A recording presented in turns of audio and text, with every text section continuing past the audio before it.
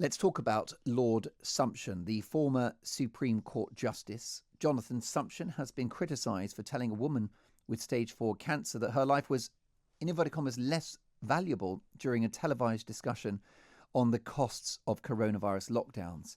Appearing on TV this weekend to discuss the question of whether lockdown was punishing too many for the greater good, Lord Sumption, one of the most prominent anti-lockdown campaigners, said he did not accept that all lives are of equal value. The former justice, who served on the Supreme Court until 2018, said he believed his children and his grandchildren's lives were worth more because they've got a lot more of it ahead of them. Now, what do you think? My number is 0344 499 1000. Lord Sumption spoke to Julia Hartley-Brewer on The Breakfast Show this morning to clarify what he was saying. Take a listen.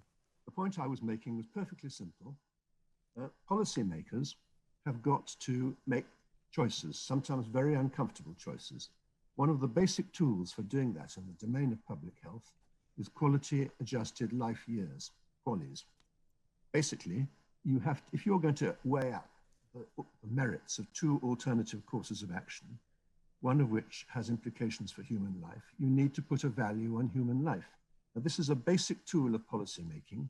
It happens in the NHS and in the Treasury every day of the year. You have to do it because the alternative is just evading the issue altogether. It doesn't mean to say that some lives are morally less worthwhile. It doesn't mean to say that some people are less valuable in the eyes of God or of their fellow citizens. But all that it means is that from a policymaker's point of view, you have to put a number on alternative options so that you can work out which is the least damaging. Fascinating stuff. That was Lord Sumption speaking to Julia Hartley-Brewer this morning on The Breakfast Show. Somebody that grapples with these issues of medical ethics is Dr Alexis Paton, Chair of Ethics for the Royal College of Physicians. Dr Paton, welcome to the show. Thank you. Thanks for having me. In relation just to medical ethics, are all lives equal? Well, yes, all lives have value. That is an incredibly important part of medical ethics. And in fact, this idea that we have a right to autonomous decision making in terms of how we value our own lives is an absolute cornerstone of NHS, of the patient-centered care ethos that we have in the NHS. So absolutely. However, I suppose where a choice has to be made, then a medical professional will need to make a judgment about one life versus another. In fact, I guess that's something that happens in the NHS on a daily basis, pandemic or no pandemic. These sorts of choices are made, aren't they, every day? Yes, but I think it's important to remember that when these difficult choices are made, and even now in the pandemic, we're talking about difficult clinical choices. Very rarely is this there's never a scenario where you have two completely equal patients and somehow you have to make a decision about how one is better or worth more than the other. There's always nuance, and I think that's an incredibly important part about medical ethics, is in fact that all of the answers lie in the nuance of the situation. Indeed. I mean, do you think age comes into the equation when it comes to judging who gets medical treatment versus somebody else? I mean, is that a sort of key metric, a 90-year-old versus an 18-year-old? It's if it's clinically relevant, it can be a key metric. But just a straight up age, a comparison of age, no. What if it was a choice? I mean, clearly these are awful issues to have to think about, but actually, the NHS does make judgments about whether somebody, as you've hinted in your last answer, is a good candidate for treatment. But sometimes it's a question of resource too, isn't it? Especially during the pandemic when we're having to decide who gets the vaccine first. Yes, I mean, these are slightly, I think, different situations. So in terms of the vaccine, the JCVI has chosen to go with a largely age-based prioritization of groups. And they've made those decisions accordingly. Though it's interesting to note that even this morning, Nadeem Kawazi was talking about how there's a possibility now that we'll be looking at other frontline staff, so a moving away from this age-based criteria. But in general, when we look at whether someone is eligible for or will benefit from a treatment, age can be one of the aspects that are looked at, but it's only one of many. And in fact, a number of different aspects go in to decide whether someone will benefit from a treatment, including their own wishes themselves. As somebody that thinks about these issues all the time, what's your reaction to the remarks of Lord Sumption? Is it just a case of clumsy language on his part, a misunderstanding, or is the sentiment wrong too?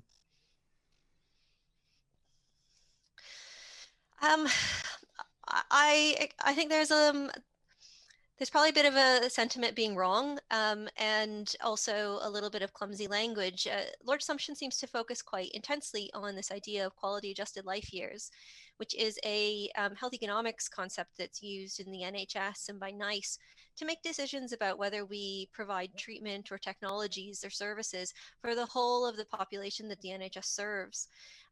These decisions are made as a kind of composite of survival and quality of life, but never are they used for individual decisions about whether their life has value. Well, indeed. And of course, from a personal point of view and a subjective point of view, all lives are equal, aren't they?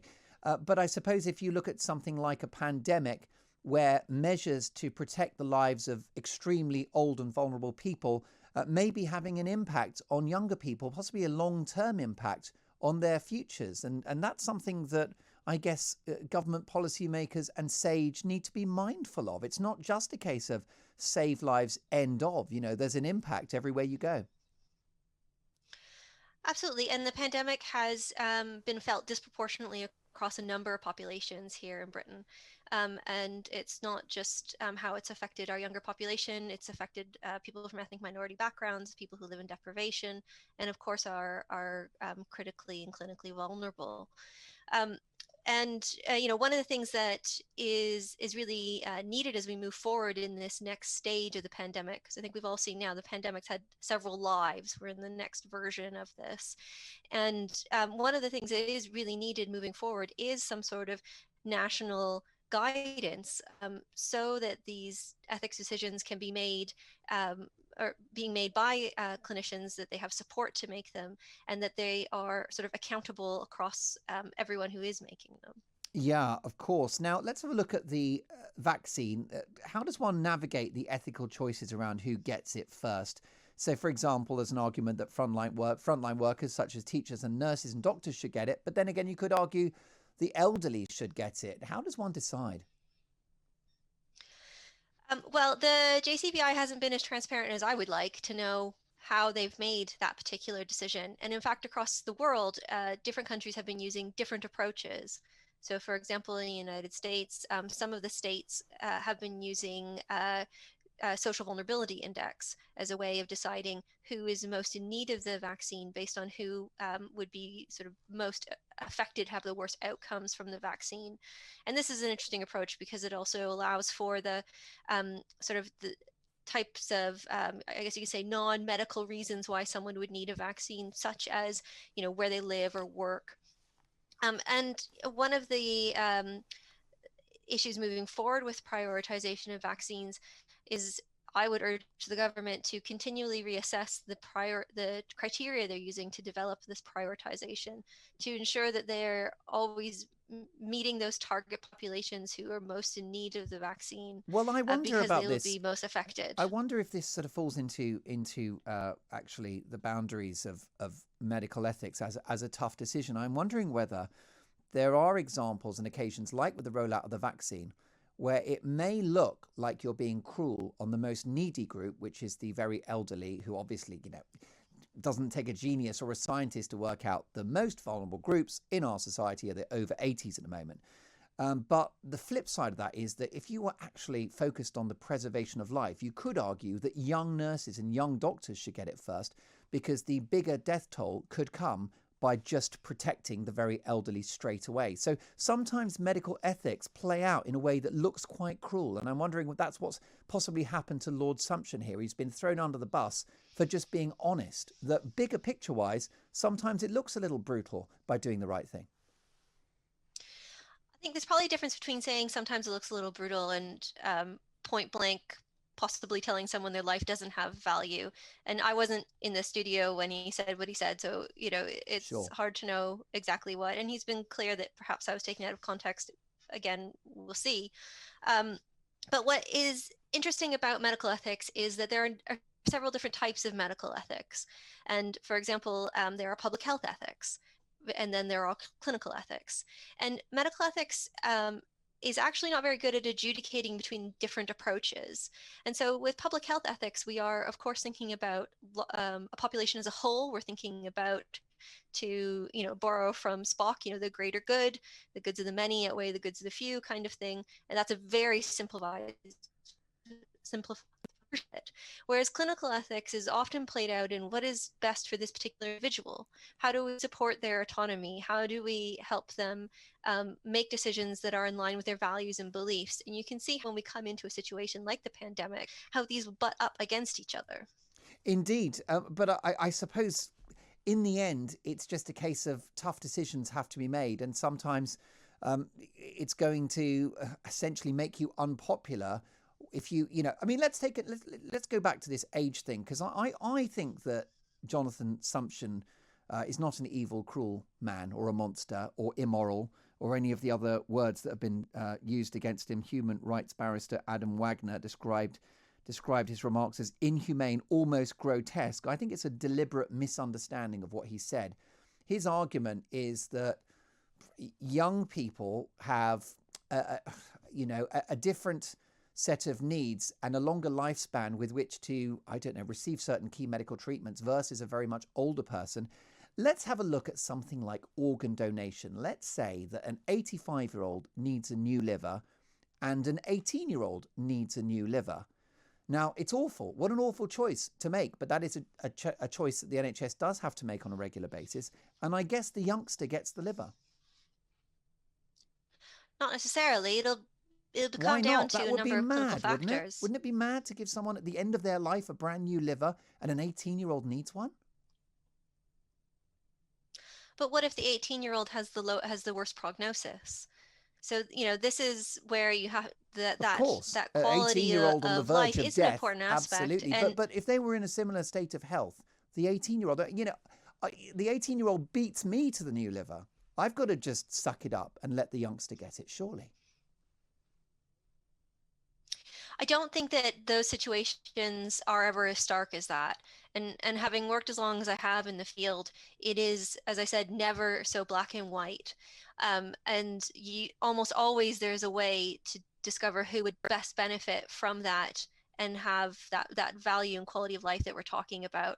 So this is why I think age is a really difficult criteria to discuss, because it has some common sense, I think, that rings very true to many people. Just as you've been saying, the 18-year-old beats me to it. Of course, I'm not 18 either. I wish, but that's something that we all have to face. But this is why age is such a difficult criteria, and in general, we want to try and leave it out of the equation when discussing it, because when we are thinking about quality of life and value in life, just because someone has more of that ahead of them does not necessarily mean that is the right approach if they are going to have worse clinical outcomes. It's a very complex issue, and we are so grateful that you've helped us to navigate this really sort of thorny moral area, Alexis. And thanks very much for your time and your considered thoughts. Dr. Alexis Paton is the Chair of Ethics for the Royal College of Physicians.